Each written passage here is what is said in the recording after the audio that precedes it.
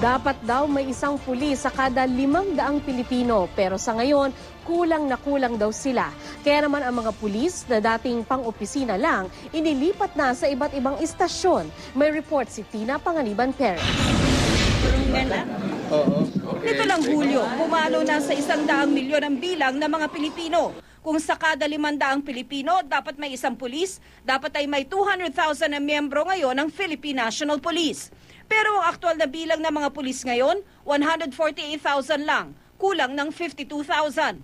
Habang kulang ang mga pulis, ang kriminalidad naman nagpapatuloy.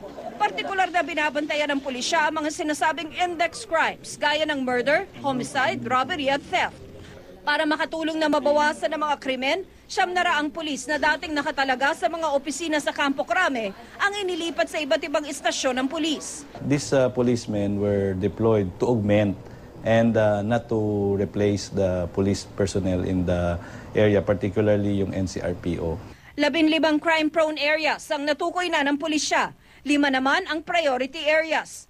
Paano naman ang mga trabahong maiiwan sa Campo Crame? Very minimal naman yung inaalis, parang a small percentage na yung aalisan, siyempre.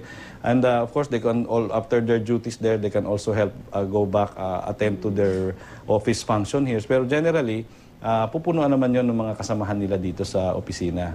Aminado naman ang pulisya na pansamantalang solusyon lang ang paglilipat ng mga pulis mula sa Crame patungo sa mga police station. Ang pangmatagalang solusyon daw, ang pagkuha ng mula 15,000 hanggang 30,000 non-uniformed personnel na gaganap sa mga office duty na ginagampanan ngayon ng mga pulis. 15,000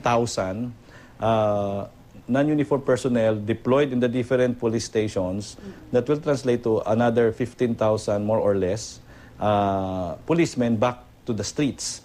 Patuloy rin ang pag-recruit ng PNP ng 13,000 hanggang 20,000 na pulis kada taon. Tina Panganiban Perez, GMA News.